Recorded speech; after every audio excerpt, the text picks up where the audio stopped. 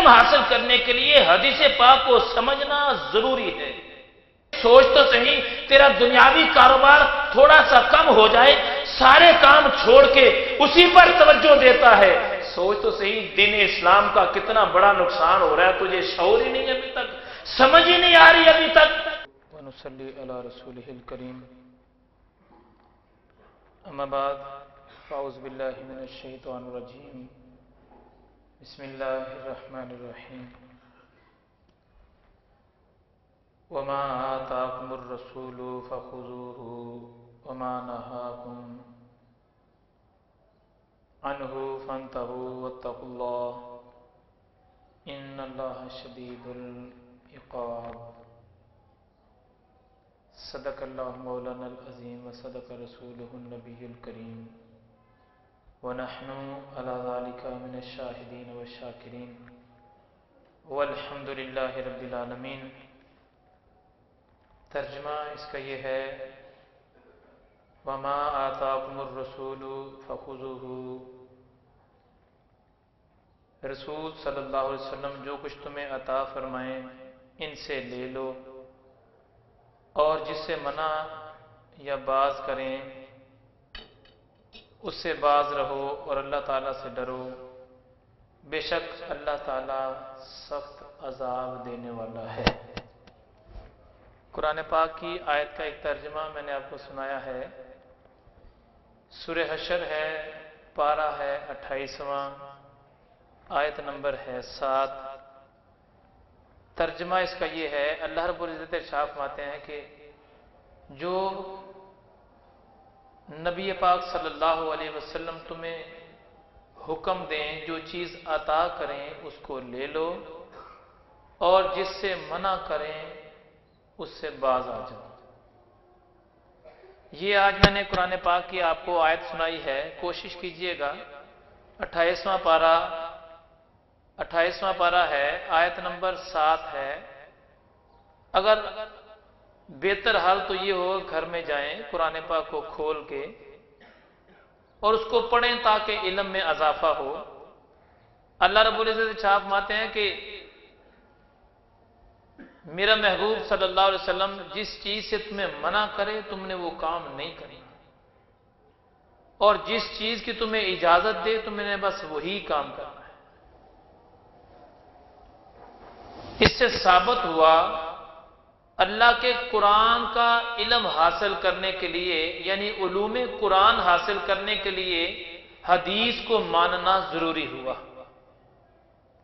اگر کوئی حدیث پاک کو نہ مانے، صرف قرآن کو مانے، تو اس آیت کا وہ انکار کرتا ہے۔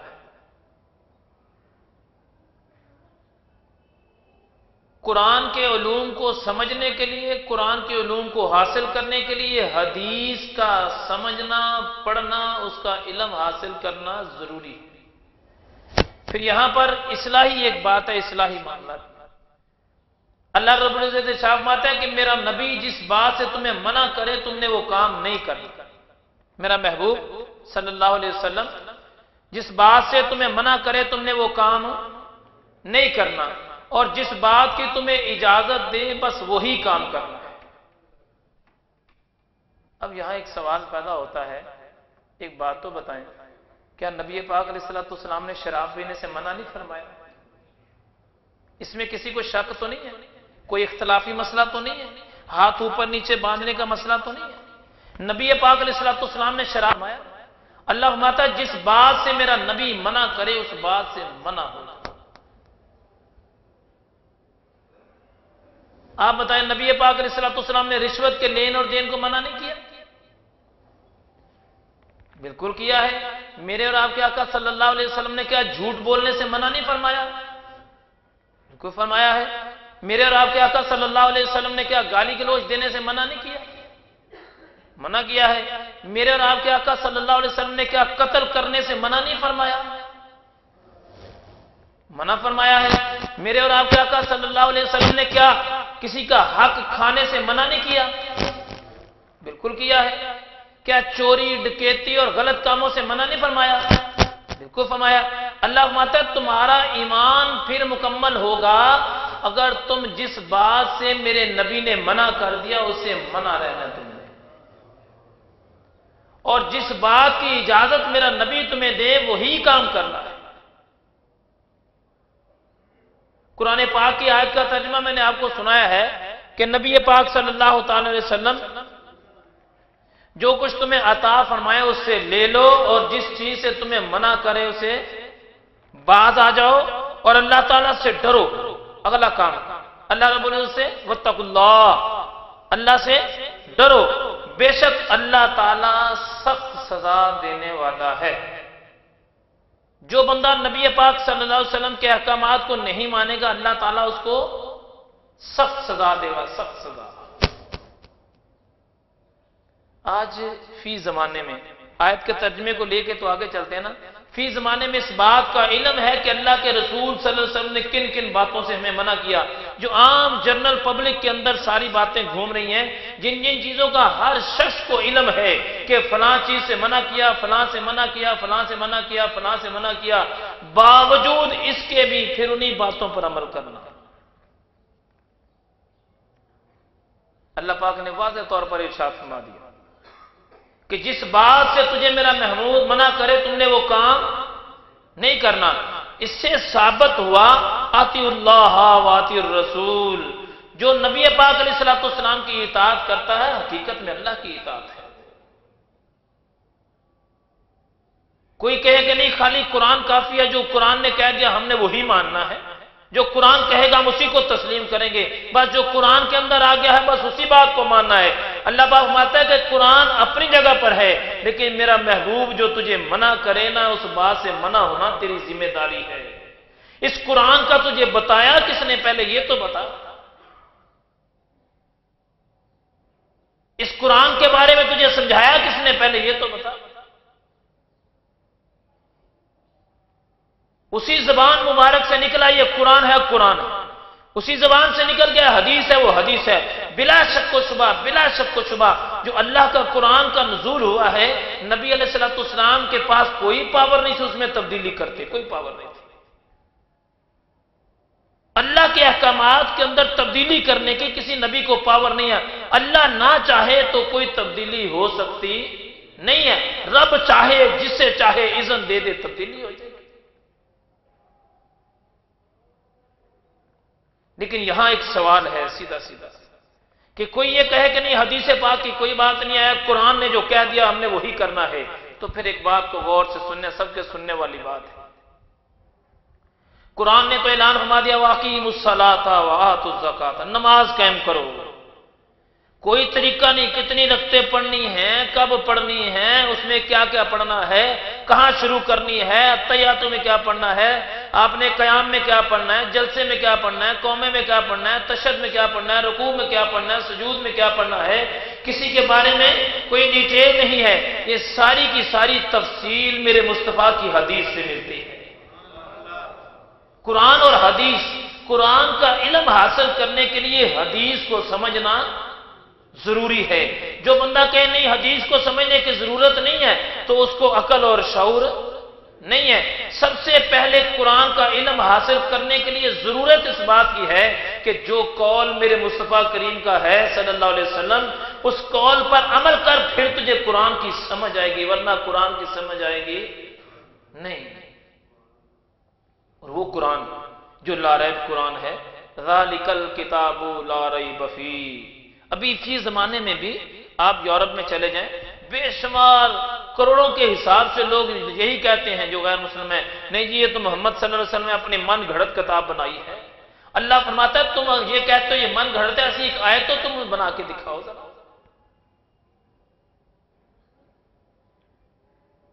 اور ان ساری باتوں کے باوجود یہ بھی ذہن میں رکھیں، ساری کی ساری پاوریں اللہ کے پاس ہیں، انبیاء علیہ السلام کی ساری پاوریں بھی رب کے پاس ہیں، وہ جسے چاہے عطا کر دے، کتنا عطا کریں گے اس کی بے نیازی پر ہے۔ تو بات یہ بتا رہا تھا کہ قرآن کو سمجھنے کے لیے حدیث کو سمجھنا ضروری ہے۔ اب جیسے قرآن پاک میں تو اعلان ہے نماز پڑھو، اب نماز کا طریقہ بتایا گیا، میرے نبی پاک علیہ الصلوۃ والسلام نے بتایا کہ نماز اس طرح پڑھو، پہلے تم اللہ اکبر کہہ کے اپنے ہاتھوں کو باندھو اور پڑھو سبحانک اللہم و بحمدک و تبارک اسمک و تعالی جدک و لا الہ غیرک، یعنی نماز اس طرح پڑھو، پھر الحمدللہ پڑھو، یہ بھی بتایا۔ کس نے بتایا؟ یہ حدیث نے بتایا۔ پھر اس کے بعد جو سورت میں لاؤ، یہ کس نے بتایا؟ حدیث پاک نے بتایا۔ پھر رکوع میں چلے جاؤ، رکوع میں کیا پڑھنا ہے؟ قرآن پاک کے اندر ہے وَأَقِیمُوا الصَّلَاةَ وَآتُوا الزَّکَاةَ وَارْکَعُوا مَعَ الرَّاکِعِینَ، کہ رکوع کرو اور سجدہ کرو سجدہ کرنے والوں کے ساتھ۔ اس میں کیا پڑھنا ہے؟ میرے نبی پاک علیہ السلام نے ارشاد فرمایا پہلے سبحان ربی العظیم پڑھنا ہے، پھر سبحان ربی الاعلیٰ پڑھنا ہے۔ یہ کس نے بتایا؟ قرآن نے اعلان نہیں کیا، میرے مصطفیٰ کریم علیہ السلام نے اعلان فرمایا۔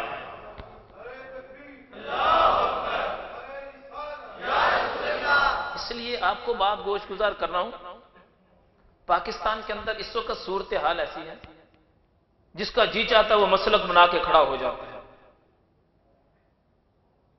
اور سمجھ نہیں آتی اللہ تعالیٰ سبھی کو عقل سلیم عطا فرمائے، اس کے ساتھ بھی لوگ لگ جاتے ہیں اور کہا جائے کہ نہیں حدیث پاک کی ضرورت نہیں ہے، قرآن کافی ہے، تو قرآن اعلان کرتا ہے، اللہ فرماتا ہے جو میرا نبی تمہیں کہے تم نے وہی کام کرنا ہے، کوئی اور کام کرنا، جو میرے نبی کا ارشاد گرامی ہے وہی کام کرنا ہے، تم نے کوئی اور کام کرنا نہیں ہے۔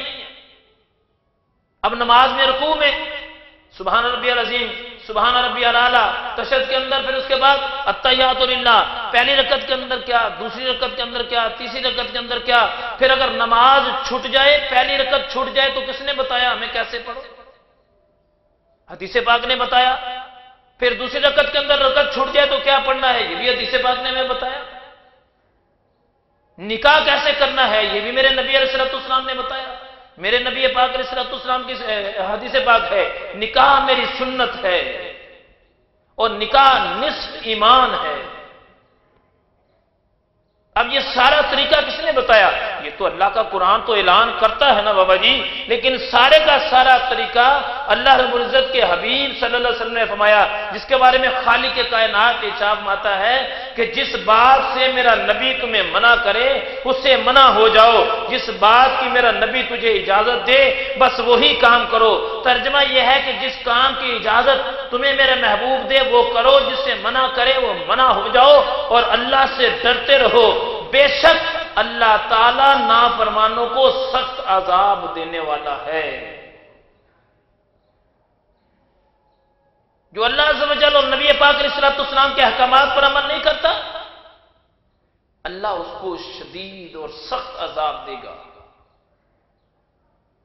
نبی پاک صلی اللہ علیہ وسلم نے ہمیں اعلان کر کے بتایا ایسے نماز پڑھو۔ آپ بھائیوں سے بھی گزارش ہے، نماز کے معاملات میں چھوٹے چھوٹے مسائل ہوتے ہیں، بہت چھوٹے چھوٹے مسائل ہوتے ہیں، بہت سارے ساتھیوں کو علم ہی نہیں ہوتا اس بات کا۔ کوشش کیا کریں، ہفتہ وار اجتماع ہوتا ہے یا جو اپنے علاقے کا کوئی امام ہے اس کے پاس بیٹھ کے اپنی نماز کو درست کریں، اپنے قرآن کو درست کریں، اپنے گھر میں اگر کوئی قرآن پاک پڑھا ہوا ہے یا کوئی نماز باقاعدگی سے پڑھتا ہے اس کو بھی علم ہے تو اس سے اپنی نماز کی غلطیوں کو دور کریں۔ اب ایسا بھی ہوتا ہے کہ بندہ 25 سال سے نماز پڑھا ہے وہ غلطی کرتا ہے، کرتے ہی چلا جا رہا ہے، اس کو علم ہی نہیں ہے کہ میں غلط پڑھتا جا رہا ہوں۔ جب وہ کوئی اس کو سمجھاتا ہے کہتے ہیں یار مجھے تو 25 سال ہو گئے ایسے پڑھتے ہوئے، کیا تو غلط ہے یا میں غلط ہوں؟ تو یہ غلطیوں کو دور کرنا ہم سب کا فرض ہے، لازمی ہے۔ تو نبی پاک صلی اللہ تعالی وسلم نے فرمایا کہ تم نماز ایسے پڑھو، پہلی رکعت کے اندر پڑھو، پھر دوسری میں یہ پڑھو، پھر تیسری میں یہ پڑھو، پھر چوتھی میں یہ پڑھو۔ یہ میرا اور آپ کے آقا صلی اللہ علیہ وسلم نے ارشاد فرمایا۔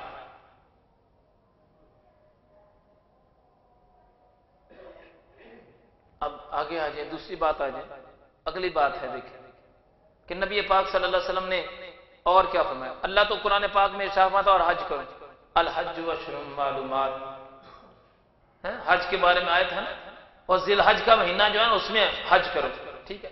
اب کسی دن بھی کر لیتے جا کے حج تو پورا ہو جاتا، حکم تو آ گیا تھا، نہیں نہیں، میرے مصطفیٰ کریم علیہ السلام نے ارشاد فرمایا، سنت نبی علیہ السلام کا حکم اور حدیث پاک ہے کہ اس ڈیٹ سے لے کے اس تاریخ سے لے کے اس تاریخ تک حج ہوگا، اس کے بعد یا اس سے پہلے حج نہیں ہوگا۔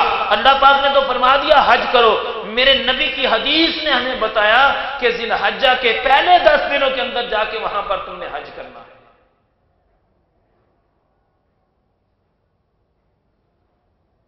قرآن کا علم حاصل کرنے کے لیے حدیث پاک کو سمجھنا ضروری ہے۔ اچھا، پھر حج کے اندر کرنا کیا ہے؟ مینا میں کتنی دیر رہنا ہے، مزدلفے میں کتنی دیر رہنا ہے، عرفات میں کتنی دیر رہنا ہے، واپس آ کے تم نے بیت اللہ شریف میں جا کے تم نے کیا کرنا ہے، عمرہ کرنا ہے تو اس میں طواف میں چکر کتنے لگانے ہیں، اور طواف کے جو چکر لگانے ہیں کہاں سے شروع کرنے ہیں، کہاں پر ختم کرنے ہیں، پھر صحیح جو کرنی ہے وہ کہاں سے شروع کرنی ہے، کہاں پر ختم کرنی ہے، کتنے چکر صحیح کے لگانے ہیں۔ اللہ پاک نے تو قرآن میں ارشاد فرمایا اور حج کرو، جس کے پاس بھی اللہ نے رزق وسیع دیا ہے حکم ہے کہ وہ حج کرے، اللہ کے گھر کا جا کے حج کرے، وہاں پر جا کے ضروری ہے، لیکن سارے کا سارا طریقہ میرے نبی کی حدیث پاک نے بتایا ہے صلی اللہ علیہ وسلم کہ مینا میں کتنی دیر رہنا ہے، مزدلفے میں کب جانا ہے، عرفات میں کب جانا ہے، خانہ کعبے میں کب واپس آنا ہے، تو آپ زیارہ کب کرنا ہے، شیطانوں کو پتھر کب مارنے ہیں اور شیطانوں کو پتھر کتنے دن تک مارنے ہیں، اور طریقہ کار کیا ہے، کس طرح پتھر مارنے ہیں، وہ شیطان ہیں بھی کہ نہیں ہیں، یہ ساری باتیں میرے نبی پاک صلی اللہ علیہ وسلم نے ہمیں سمجھائیں، یہ حدیث نے ہمیں بتایا۔ کوئی کہے عقل کا اندھا، کوئی یہ کہے کہ نہیں حدیث کی ضرورت نہیں ہے، بس جو قرآن نے کہہ دیا وہی حقیقت ہے، نہیں نہیں، ایسا نہیں ہے۔ جب تک تو میرے مصطفیٰ کریم علیہ السلام کی حدیث پاک پر عمل نہیں کرے گا تجھے قرآن کی سمجھ آئے گی، بلکہ حقیقت دیکھی جائے تو قرآن کا تو انکار کرتا ہے، کیوں بھلا؟ قرآن کی ایک آیت کا انکار کرنا سارے قرآن کا انکار کرنا ہے۔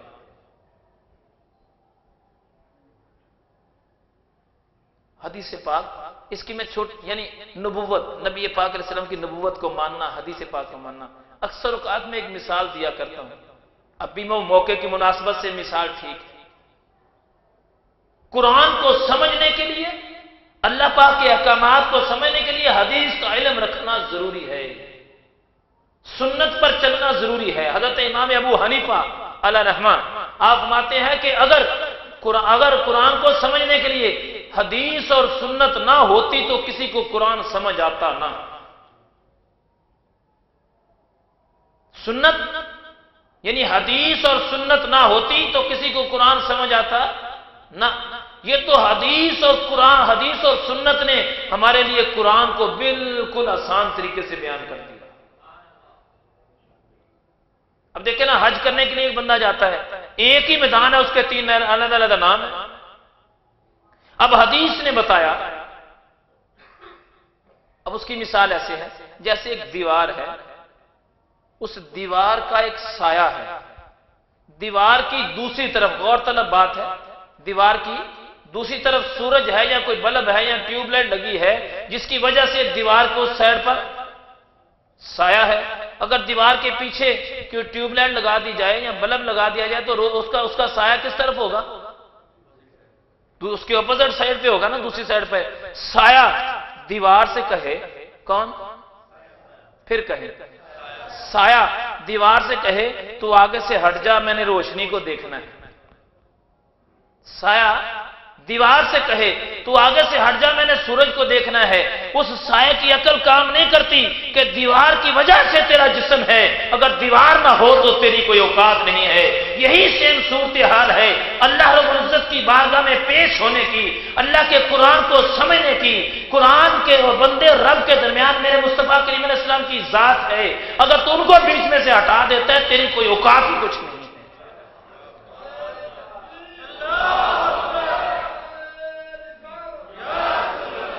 اگر نبی پاک علیہ السلام کی ذات گرامی کو بیچ میں سے ہٹا دے تو عقل کے اندر تیری کوئی اوقات نہیں ہے، تو ایک سائے کی مانند ہے۔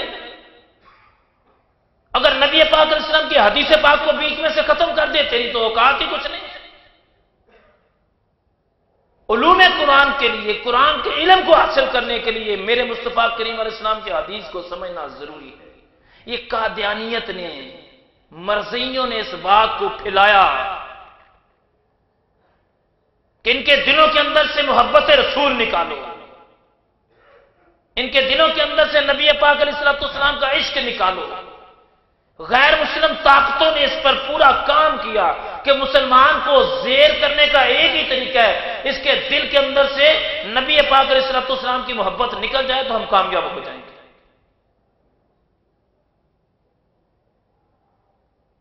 آج سوچنے والی بات یہ ہے کہ یہ بڑے بڑے سمجھدار قسم کے مولوی یہ کہتے ہیں نہیں حدیث پاک کی ضرورت نہیں ہے. آئے ذرا حدیث پاک 1400 سال پہلے میرے مصطفیٰ کریم علیہ السلام نے کیا ارشاد فرمایا. میرے نبی پاک صلی اللہ علیہ وسلم نے ارشاد فرمایا جو منافقوں کا سردار ہے اس کے بارے میں جو کہتے ہیں کہ حدیث کچھ نہیں ہے جو قرآن ہے بس وہی ہے.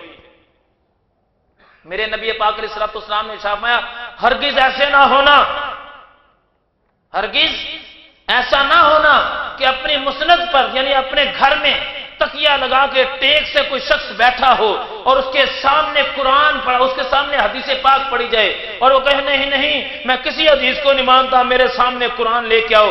میرے رب کے آقا علیہ السلام نے ارشاد فرمایا ایسے ہرگز نہ بننا، ایسے ہرگز نہ بننا، ایسے ہرگز نہ بننا. اور ایسے لوگوں پر لعنت فرمائی کہ جو حدیث کا انکار کریں اور صرف قرآن کو مانیں. قرآن تو اعلان کرتا ہے جو میرا نبی صلی اللہ علیہ وسلم تمہیں حکم دے اسی بات کو مانو. بلکہ قرآن کی ایک اور آیت کا ترجمہ غور سے سنیں. قرآن پاک کی ایک اور آیت کا ترجمہ ہے اللہ رب العزت ارشاد فرماتے ہیں کہ اے محبوب علیہ السلام اگر یہ لوگ تمہیں اپنے جھگڑوں میں شامل نہیں کرتے، اللہ یعنی آپس میں ان کا جھگڑا ہو جائے اور جھگڑے میں تمہیں شامل نہیں کرتے، اگر تمہیں شامل بھی کرتے ہیں اس کے بعد پھر دوبارہ تمہارے حکم کو نہیں مانتے تو اے محبوب علیہ السلام ان کو فرما دو، ان کو بتا دو، ان کو سمجھا دو کہ جب تک تم اپنے من کے اندر دلی طور پر میرے نبی کے حکم کو نہیں مانو گے میں تمہیں تسلیم نہیں کروں گا. اس کا مفہوم ہے یہ، بلکہ یہاں تک ہے کہ تم نے اپنے دلوں میں رکاوٹ بھی نہیں رکھنی، جو میرا نبی تمہیں ارشاد فرما دے اسی پر حق بات کرنا.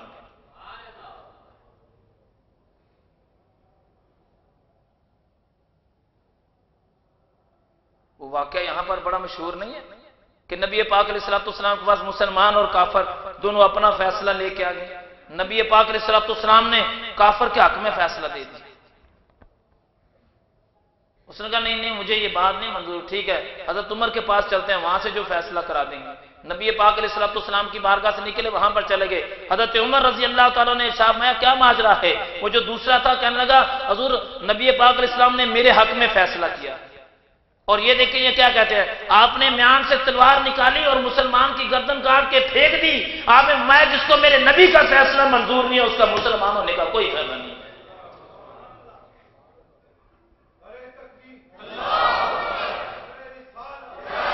علوم قرآن کے لیے، قرآن کے علم کو سمجھنے کے لیے عظمت مصطفیٰ، محبت رسول، نبی پاک علیہ السلام کی سنت مطہرہ، نبی پاک علیہ السلام کے احکامات پر عمل کرنا، نبی پاک علیہ السلام کی حدیث پاک کو سمجھنا یہ مسلمان ہم سب کے لیے ضروری ہے.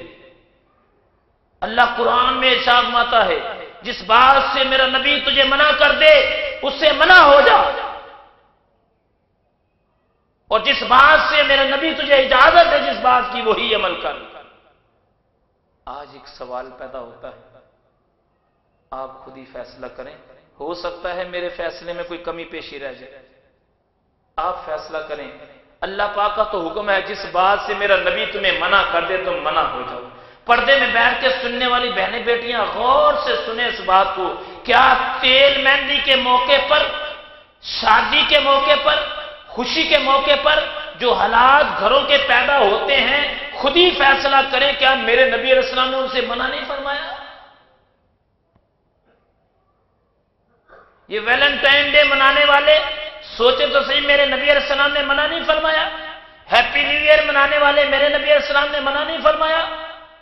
جشن بہارا منانے والے میرے نبی پاک علیہ السلام نے منع نہیں فرمایا؟ شراب پینے والوں کو نبی پاک علیہ السلام نے منع نہیں فرمایا؟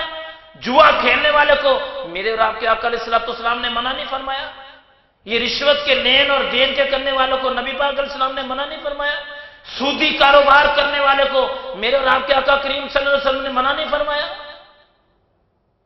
علم ہے اس بات کا، سمجھتے ہیں، جانتے ہیں، پتہ ہے، ساری باتوں کا علم ہے کہ یہاں سے اللہ کے محبوب علیہ السلام نے منع فرمایا ہے، یہاں پر اجازت دی ہے، ساری باتوں کا علم ہونے کے باوجود، ساری باتوں کا پتہ ہونے کے باوجود، ساری باتوں کی سمجھ ہونے کے باوجود، اس کے باوجود بھی خاموش رہتے ہیں۔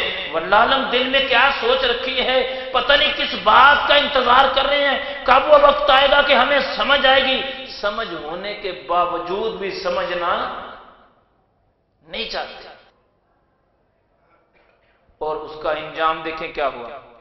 ایک بات تو بتائیں، ایک بندے کے کاروبار کو نقصان ہونا شروع ہو گیا، وہ خاموش بیٹھا رہے گا؟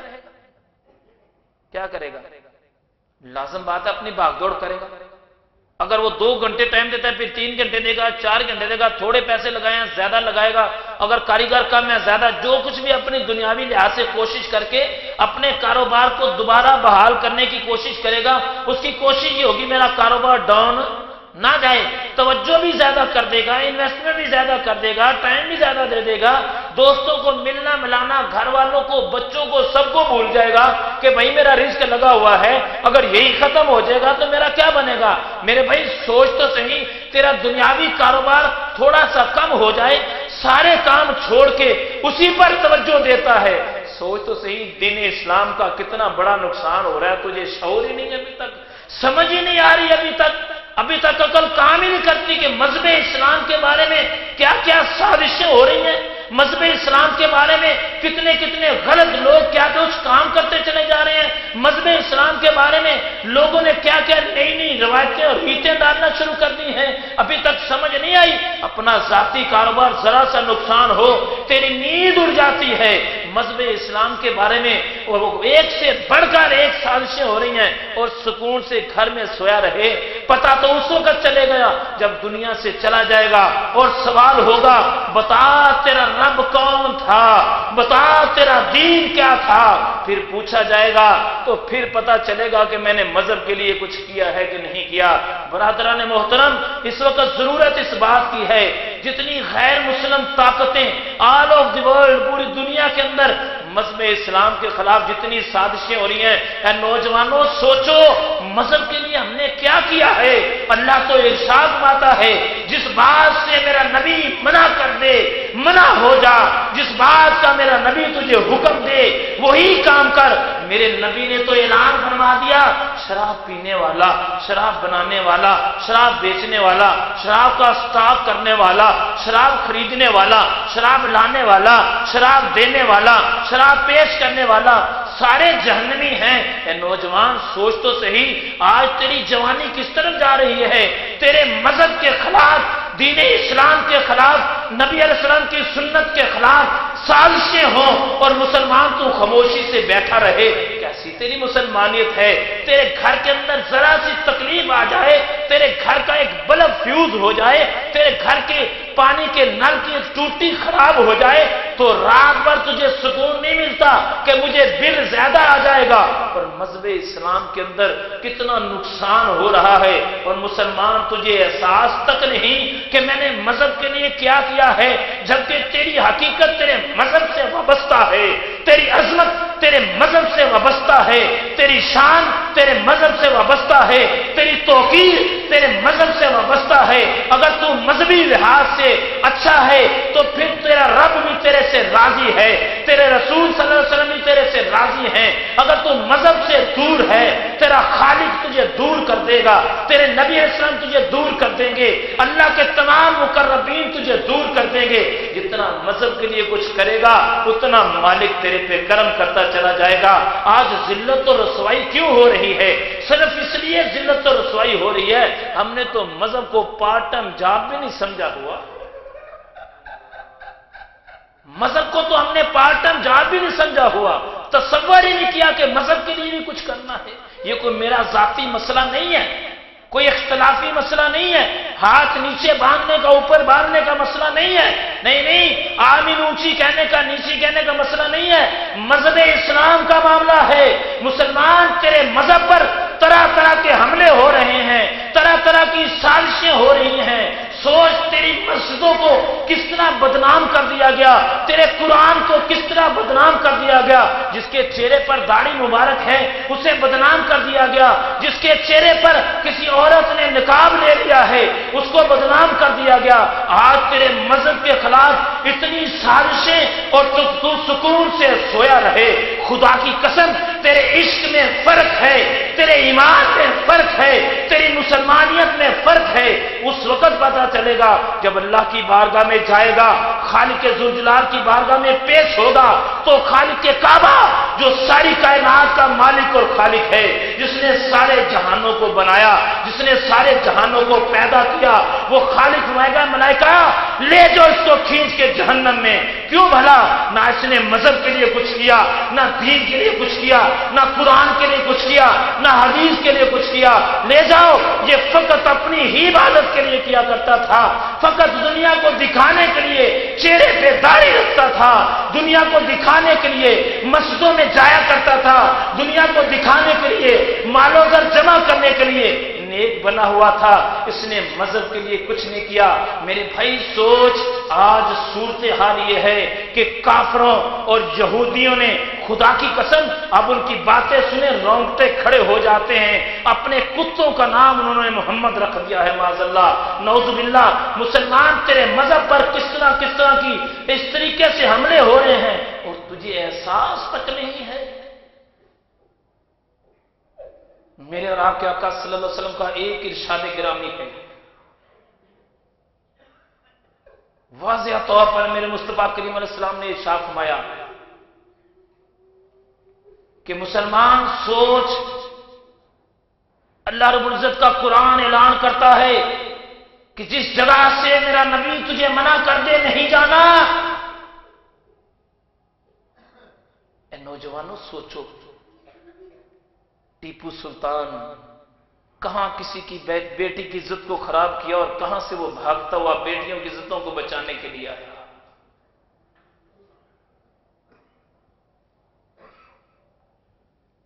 اے نوجوان تیری جوانی کہاں چلی گئی؟ کہاں چلی گئی وہ مسلمانوں کی غیرت کہ مشرق میں اگر کسی کی بیٹی کو تکلیف ہوتی تھی مسلمان کی اور مغرب سے لوگ بھاگ کر آیا کرتے تھے؟ آج مسلمان تیرا یقین اور ایمان کہاں چلا گیا؟ کہاں چلا گیا تیرا مذہب؟ آج تیرے سے پوچھا جائے گا جوان بتا تجھے جوانی دی تھی، تو نے میری جوانی جو عطا کی ہوئی تھی اس جوانی کو تو نے کہاں پر صرف کیا؟ خدا را مذہب کے لیے سوچو، کچھ کرنا ہے۔ ساری باتیں سنانے کا مطلب یہ نہیں ہے کہ جا کے لڑنا شروع کر دو، یہ باتیں سنانے کا مقصد فقط یہ ہے آج رات کو جا کے سوچو، صبح سے لے کے رات تک اور بچپن سے لے کے جوانی تک، جوانی سے لے کے بڑھاپے تک صرف دنیا کماتے کماتے گزر گئی، ساری زندگی دنیا کماتے رہے۔ سوچو مذہب کے لیے ہم نے کیا کیا؟ سوچو تو صحیح کہ مذہب کے لیے کچھ کیا ہم نے؟ آج ہماری نئی نسل گندگی کی طرف جا رہی ہے، آج ہماری اولادوں ان کو دین کا علم اور شعور نہیں ہے۔ اتنے بڑے بڑے بچے جوان ہو گئے، 16-18 سال عمریں ہو گئی، بچوں کو غسل کا طریقہ نہیں آتا، کلمے نہیں آتے، اپنے بچوں کو نماز پڑھنے کا طریقہ نہیں آتا۔ مسلمان تیری مسلمانیت کائے کی، تیرے مذہب پر طرح طرح کے حملے ہو رہے ہیں، اور سوچ کہ آج تو دین سے اتنا دور چلا گیا کہ فقط یہ سوچ لیا کہ کوئی وہ نماز پڑھتا ہے میں بھی نماز پڑھ لوں گا تو کافی ہے۔ سوچ میرے بھائی، آج حملوں کی صورتحال یہ ہو گئی کہ آج گھروں کے اندر یہودیت داخل ہو گئی، آج گھروں کے اندر عیسائیت داخل ہو گئی، آج ہمارے گھروں کے اندر ہندوازم داخل ہو گیا، آج ہمارے گھروں کے اندر سکھوں کا مذہب آہستہ آہستہ آہستہ آہستہ پروان چڑھنا شروع ہو گیا۔ جو لوگ دیندار ہیں ان کی بات بالکل بھی نہیں کر رہا، نہیں، آج ان کی میں بات کرتا ہوں جو ماں۔ سوچ مسلمان، یہودیت کہاں تک تیرے گھر میں گھس گئی، عیسائیت کہاں تک تیرے گھر میں گھس گئی کہ ماں اپنے بچے کو منع کرتی ہے بیٹا مسجد میں نہیں جانا۔ اللہ، ماں اپنے بیٹے کو منع کرتی ہے بیٹا نہیں تو نے محفل میں نہیں جانا، तूने जुलूस में नहीं जाना, तूने दीनी महफिल में नहीं जाना। बाप अपने बच्चे को मना करता है, बीवी अपने शोहर को मना कर दिया, नहीं नहीं छोटे छोटे बच्चों का क्या बनेगा, और बाप बेटी को मना करता है, नहीं नहीं बेटा नहीं नहीं तूने दीन की तरफ नहीं जाना, दीनदार अच्छे नहीं होते। सोच मेरे भाई, सोच कल एक दिन दुनिया को छोड़ के चला जाना है। पता उस वक्त चलेगा जब मेरे नबी पाक अलैहिस्सलाम की बारगाह में पेश होगा खालिक काबा, जो सारी कायनात का मालिक और खालिक है, उसकी बारगाह जब पेश हुआ जाएगा तो मेरे नबी अलैहिस्सलाम वहां तशरीफ फरमा होंगे और मेरे नबी पाक अलैहिस्सलाम चेहरा देख के चेहरा फेर जाएंगे, अल्लाह ये वही बंदा है जिसके सामने मेरी अजमत के खिलाफ बातें हुआ करती थी, जिसके सामने मेरी शान के खिलाफ बातें हुआ करती थी, जिसके सामने नबूवत के खिलाफ बातें हुआ करती थी, जिसके सामने कुरान के खिलाफ बातें हुआ करती थी, जिसके सामने रब्बे जुल जलाल तेरे खिलाफ बातें हुआ करती थी, और ये खामोश रहा करता था, अल्लाह मेरा उम्मती जरूर है लेकिन जन्नत में जाने का हकदार नहीं है, मेरा उम्मती जरूर है लेकिन अल्लाह तेरा कुर्ब हासिल करने का हकदार नहीं है। पता उस वक्त चलेगा कि फिर उस वक्त लग पते जाएंगे कि हमने दुनिया में मजहब के लिए कुछ किया कि नहीं किया। बरादरान मोहतरम, नौजवानों, आज जरूरत इस बात की है, सोचो आज बहनों बेटियों की इज्जतों को कैसे रोला जा रहा है। आज कत्लो गारत आम है, आज आवारा कुत्ते को मारना तो मुश्किल है, बंदे को मारना तो मुश्किल ही नहीं रहा। सुनो, हदीस पाक है, कुरान की आयतों का तर्जमा है जिसका मफहूम है, जिसने एक बंदे को कत्ल किया उसने पूरी दुनिया को कत्ल करने के मुतरादिफ उसको गुनाह होगा। याद रखो, जिसने एक को अजियत दी उसको अज़ाब मिलेगा, जिसने मुसलमान का नुकसान किया खालिक उससे नाराज होगा। आज सवाल ये पैदा होता है कि हम कितने दूर मजहब से चले गए। आज तो मजहब के मामले में लोगों ने तरह तरह की बातें करना शुरू कर दी, और इतने हम भोले भाले लोग हैं, इतने हम शरीफ लोग हैं कि मजहब के खिलाफ बात होती है हम सुकून से सुनते रहते हैं। अल्लाह, नामूसे रिसालत की बात होती है, नबी पाक अलैहिस्सलाम की अजमत के खिलाफ बात होती है, खामोशी से सुनते रहते हैं। कादियानी अपना मजहब बयान करता है, खामोशी से सुनते रहते हैं। ईसाई अपना मजहब बयान करता है, खामोशी से सुनते रहते हैं।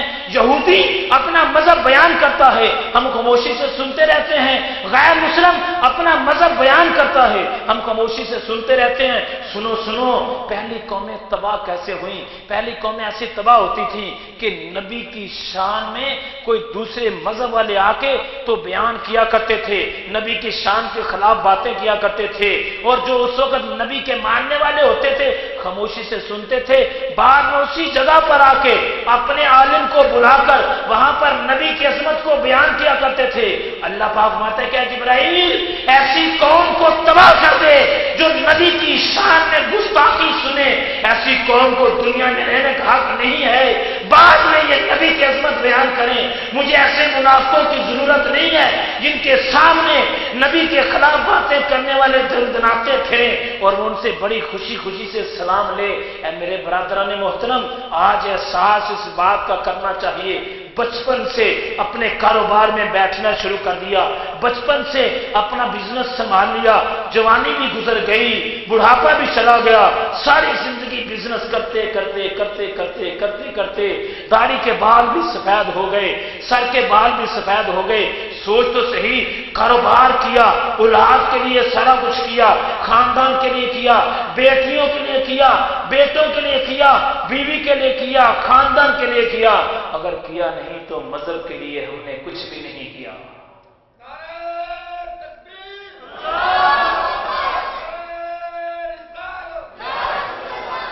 ऐसा तो हो सकता है किसी को मेरी जात से इख्तलाफ हो, मुमकिन है, कोई बड़ी बात नहीं, लेकिन मजहब के मामले में इख्तलाफ नहीं। मसलकी इख्तलाफ होगा, जरूर होगा, लेकिन मजहब के मामले में सोचो मुसलमानों के खिलाफ क्या क्या साजिशें हुई।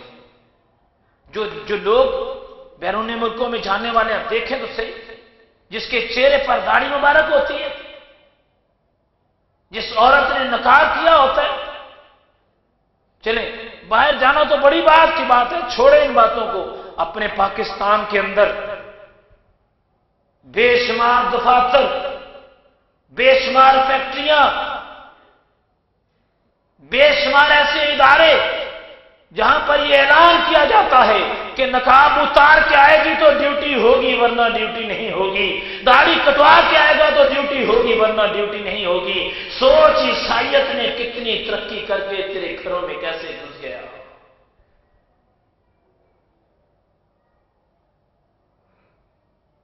میرے بھائی، احساس، فکر، نمائے فکریہ، نوجوانوں دیکھیں کیسی کیسی سازشیں ہو رہی ہیں۔ پچھلے دنوں اخبار میں پڑھا، بڑا دل جو خون کے آنسو رویا۔ انسان رو ہی سکتا ہے نا، کیا کہہ سکتا ہے؟ زیادہ سے زیادہ سپیکر پر آ کے بات کر سکتے ہیں کہ 84 لوگ ایک ہی ٹائم کے اندر عیسائیت میں داخل ہو گئے۔ 84 لوگ مسلمانوں کے۔ دل خون کے آنسو رویا کہ اللہ کیا کرے؟ لمحہ فکریہ تیرے ملک کے اندر آ کے غیر مسلم طاقتیں کس طرح ترقی پا گئی۔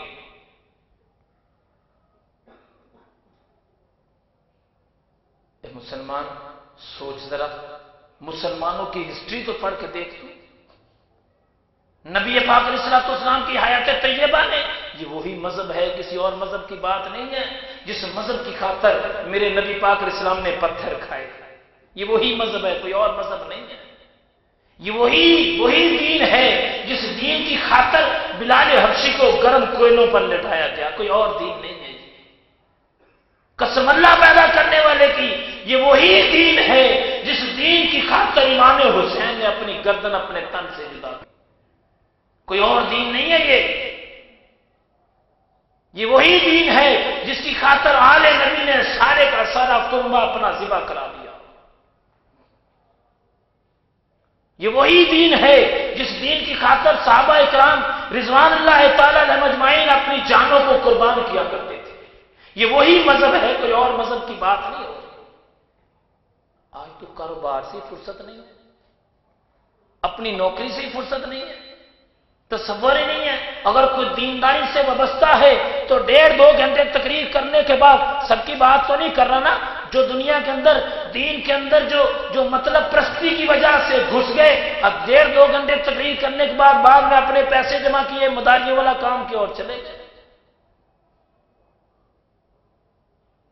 آج سوچو، لمحہ فکریہ مجھے چھوڑ دیں، سب کو چھوڑ دیں، گھر میں جا کے سوچیں جس مذہب کی خاطر ہمیں اتنی عظمت ملی۔ وَإِذْ قَالَ رَبُّكَ لِلْمَلَائِكَةِ إِنِّي جَاعِلٌ فِي الْأَرْضِ خلیفہ، جس مذہب کی خاطر خالق نے تجھے اپنا خلیفہ بنایا، جس مذہب کی خاطر رب ذوالجلال نے تجھے اپنا نائب بنایا، جس مذہب کی خاطر خالق دو جہاں نے تجھے فرشتوں سے لے کے ساری مخلوقوں کے اندر تجھے سب سے اعلیٰ، سب سے عظمت والا، سب سے شان والا، سب سے رتبے والا بنایا، جس مذہب کی خاطر تیرے رب نے تجھے اعلیٰ عظمت والا بنایا، آج اس مذہب کے لیے ہم نے کیا کیا ہے؟ خدا را لمحہ فکریہ ہمیں مذہب کے لیے کچھ کرنا چاہیے۔ نبی پاک صلی اللہ تعالی علیہ وسلم نے صحابہ کو فرمایا، صحابہ ہم نے مذہب اسلام کے لیے ہم نے مدینہ طیبہ سے نکلنا ہے۔ تاریخ لکھتی ہے صحابہ کرام رضوان اللہ تعالی علیہم اجمعین مدینہ طیبہ چھوڑ کے پوری دنیا میں پھیل گئے، مدینہ طیبہ چھوڑ کر پوری دنیا میں پھیل گئے۔ شیخ عبدالحق محدث دہلوی رحمہ مدینہ طیبہ میں رہتے تھے، جب اداس ہوتا تھا دل تو گنبد خزرہ کو جا کے دیکھ لیا کرتے تھے۔ نبی پاک علیہ السلام خواب میں ملے، فرمایا کہ شیخ تیری ڈیوٹی میں نے ہند میں لگا دی ہے۔ اللہ، صبح اٹھے اور بڑا ہی روئے، جا کے نبی علیہ السلام کے روزے مبارک پر بڑا ہی روئے۔ پھر دوسرے دن نبی پاک علیہ السلام نے فرمایا کہ تجھے سمجھ نہیں آئی، تیری ڈیوٹی میں نے ہند میں لگا دی ہے۔ تو رو پڑے، عرض کی خواب میں، یا رسول اللہ صلی اللہ علیہ وسلم یہاں تو میرا جب بھی دل اداس ہوا کرتا تھا آ کے گنبد خزرہ کو دیکھ لیتا تھا، میری پیاس بجھ جاتی تھی، یا رسول اللہ وہاں جا کے میں یہاں پر کیسے آیا کروں گا، کیسے آپ کی زیارت کیا کروں گا؟ میرے نبی نے فرمایا تو دین کی خاطر جا رہا ہے، یہاں جب تیرا دل اداس ہوا کرتا تھا تو گنبد خضرا کو دیکھا کرتا تھا، وہاں جب تیرا دل اداس ہوا کرے گا محمد تجھے اپنی زیارت کروایا کرے گا۔ تو دین کی خاطر نکل کر تو دیکھ، تو مذہب کی خاطر چل کر تو دیکھ، اسلام کی خاطر قدم اٹھا کر تو دیکھ۔ آج ضرورت اس بات کی ہے، سوچنا یہ ہے کہ ہم نے دین کے لیے کیا کیا ہے۔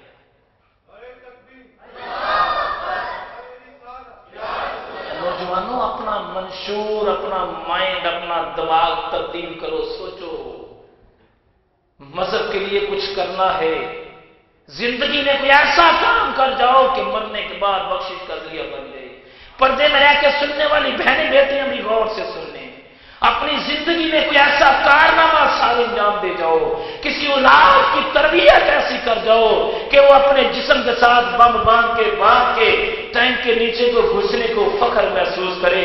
ایسی اولاد پیدا ہو جائے کہ ٹیپو سلطان جیسی اولاد پیدا ہو جائے، ایسا غازی الدین شہید پیدا ہو جائے، کوئی علی اجمیری پیدا ہو جائے، کوئی بلے شاہ پیدا ہو جائے، کوئی امیر خسرو پیدا ہو جائے۔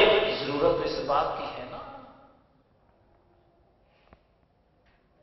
آج نوجوانوں کو ضرورت ہے اولادوں کی تربیت کرنے کی۔ سب سے بہترین طریقہ اولاد کی تربیت کریں، اولاد کی تربیت کریں، مذہب کے لیے کچھ کر گزریں۔ اور اگلی بات بھی غور سے سنیں، ہمارے گھروں میں کیا ہوتا ہے، کہیں جا کے کچھ نہ کریں، یہ تو بات کی بات ہے، باہر جا کے کرنا بھی ضروری ہے، لازمی ہے۔ خدا را اپنے گھروں کے اندر سے ناچ گانا تو کم از کم ختم کرنا، یہ تو اختیار ہے نا بندے کو۔ بہنوں بیٹیوں کو تو کم از کم اس کام پہ نہ جانے دیا جائے نا۔ اللہ کے فضل و کرم سے ہماری بہنیں بیٹیاں پہلے بھی نہیں جاتی، لیکن بہنوں بیٹیوں کو تو اس کام سے روکا جا سکتا ہے، اپنے آپ کو تو اس گندے کام سے، عمل سے روکا جا سکتا ہے۔ ناچ گانا کرنے والوں سے اپنے آپ کو دور تو رکھا جا سکتا ہے نا، اپنی اولادوں کی یہ تو تربیت کی جا سکتی ہے۔ آج ضرورت اس بات کی ہے، لمحہ فکریہ خدا را اولاد کی تربیت اچھی کرو۔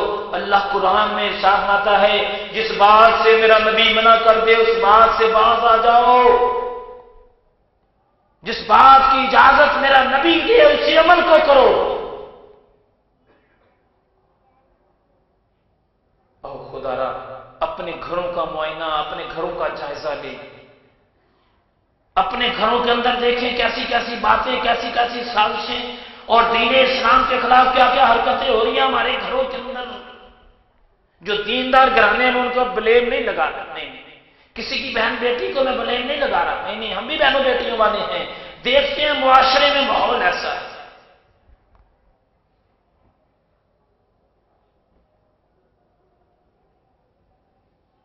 اور ذرا آج گھر میں جا کے صرف یہی سوچنا ہے، صرف ایک بات آج سوچنی ہے، اگلے جمعے تک یہی بات سوچنی ہے کہ زندگی میں ہم نے مذہب کے لیے کیا کیا ہے۔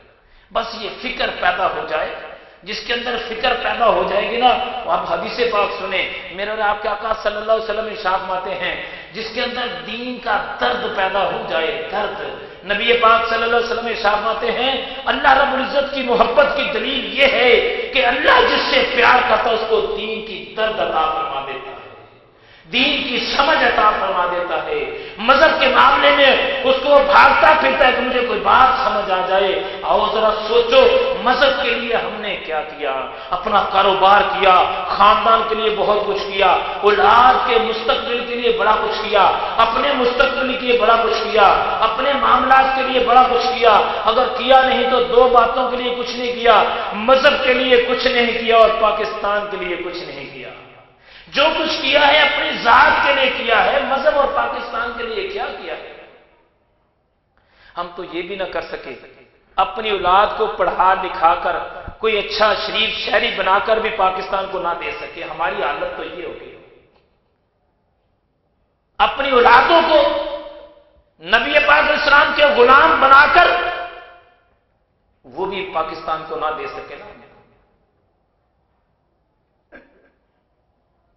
نوجوانوں کبھی کبھی بیٹھ کر سوچا کرو، وہ کیسے مسلمان تھے؟ کسی ایک مسلمان کی بیٹی کے سر سے دوپٹہ اترتا تھا تو مسلمانوں کی جان نکل جایا کرتی تھی۔ روح کانپ جایا کرتی تھی، جسم کے رونگٹے کھڑے ہوتے تھے. اور آج مسلمان کی آنکھ سے حیا ختم ہو گئی. آج وہ خود کسی کی بہن بیٹی کو گندی نگاہ سے دیکھے.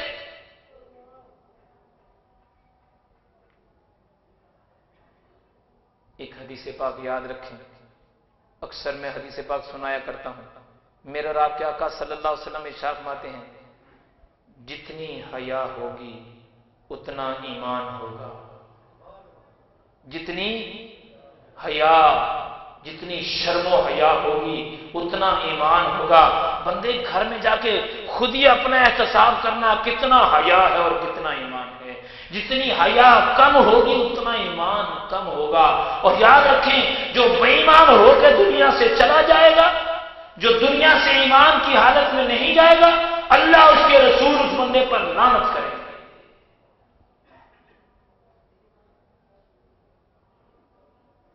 آج غیر مسلمانوں نے اتنی طاقتیں بڑھا لی اپنی کہ مسلمانوں کی حالت یہ ہے کہ مسلمانوں کی مائیں بچوں کو منع کرتی مسجد میں نہ جاتا ہوں. اللہ،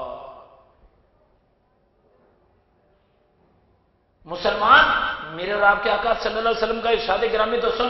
میرے اور آپ کے نبی پاک علیہ السلام نے ارشاد فرمایا کہ موت مومن کے لیے تحفہ. اللہ، موت مومن کے لیے تحفہ، موت مومن کے لیے تحفہ.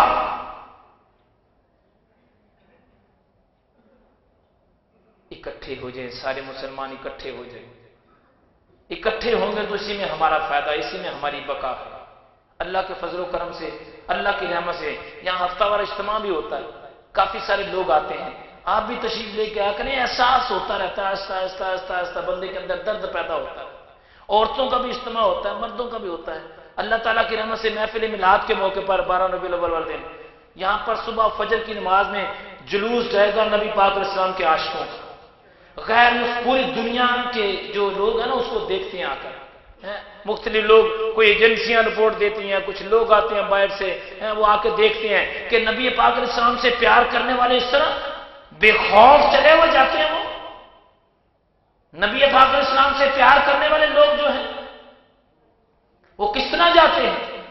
صبح فجر کی نماز یہاں پڑھو، رات شب داری کرو. یہاں پر فجر کی نماز یہاں پڑھیں گے، انشاءاللہ نبی پاک علیہ السلام کے عظمت کے جھنڈے لہراتے ہوئے، نبی پاک علیہ السلام کی نعتیں پڑھتے ہوئے یہاں سے حضور علی حجویری علیہ الرحمہ کے مزار اقدس پر جائیں گے، فاتحہ نہیں کر کے پھر واپس آ جائیں گے. عورتوں کا دن 10 بجے سے لے کے 11 بجے، 10 بجے سے لے کر اور 1 بجے تک پاک جرمن ٹیکنیکل ٹریننگ سینٹر جہاں ہر سال عورتوں کی محفل میلاد ہوتی ہے. صرف عورتوں کا ہی وہاں پر عمل دخل ہوگا، کسی مرد کا عمل دخل نہیں ہوتا. پردے کے اندر رہ کے آواز بھی ان کے دائرے کے اندر رہتے، کوئی غیر محرم ان کی آواز بھی نہیں سنتا. اللہ کے فضل و کرم سے اس طرح اہتمام کیا جاتا ہے. تو آپ بھائیوں سے گزارش ہے کہ دین کے لیے اکٹھے ہو جائیں، مذہب کے لیے کچھ کر گزریں. آنے والی نسلیں یاد کریں کہ میرا باپ مجھے دین کی طرف لگا گیا، میرا بھائی مجھے دین کی طرف لگا گیا، میرا چچا مجھے دین کی طرف لگا گیا، میری ماں میری بہن مجھے دین کی طرف لگا گئی. آج ضرورت اس بات کی ہے، ہمیں اکٹھا ہونا چاہیے. آپ سبھی بھائیوں سے گزارش ہے کہ 12 ربیع الاول کی فجر انشاءاللہ پڑھیں گے نا. آپ جس کے پاس سائیکل ہے سائیکل لے آئے، موٹر سائیکل ہے موٹر سائیکل لے آئے، گاڑی ہے گاڑی لے آئے، بس ہے بس لے آئے، ٹرک ہے ٹرک لے آئے. جس کے پاس جو بھی سواریاں لے کے آ جائیں. اور اللہ کے فضل و کرم سے آپ شامل ہوں گے اس جلوس میں، آپ محسوس کریں گے کہ اتنا سکون پہلے کبھی ملا نہیں ہوگا.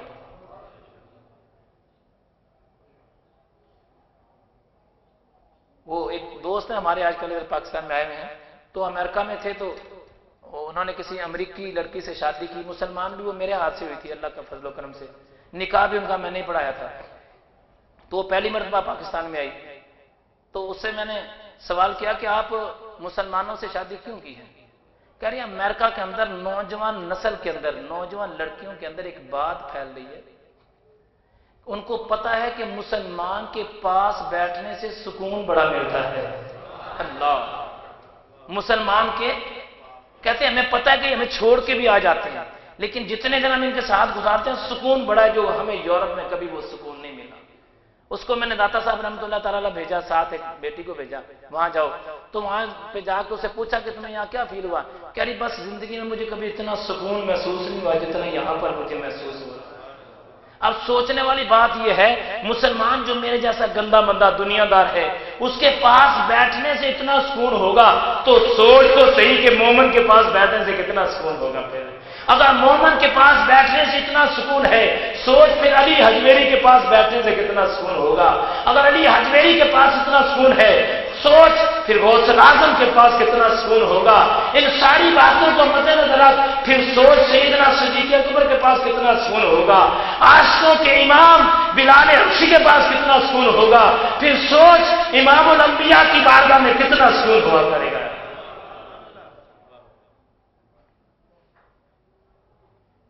تو مسلمانوں کے پاس یہ خزانہ ہے، خزانہ جو کسی اور قوم کے پاس نہیں ہے، سکون والا خزانہ۔ اولیاء اللہ، ایمان والے مسلمان جو اللہ کی بارگاہ میں جھکنے والوں، ان کے پاس یہ سکون والا خزانہ ہے۔ اللہ رب العزت سے دعا کریں، اللہ رب العزت ہم سب کو نیک عمل کی توفیق عطا فرمائے، 5 وقتہ نماز کی توفیق دے، مذہب کے لیے کچھ کر گزرنے کی اللہ توفیق عطا فرمائے۔ کوشش کرنی ہے، بلکہ اپنے خود نہیں بلکہ دوسرے ساتھیوں کو بھی 12 ربیع الاول کی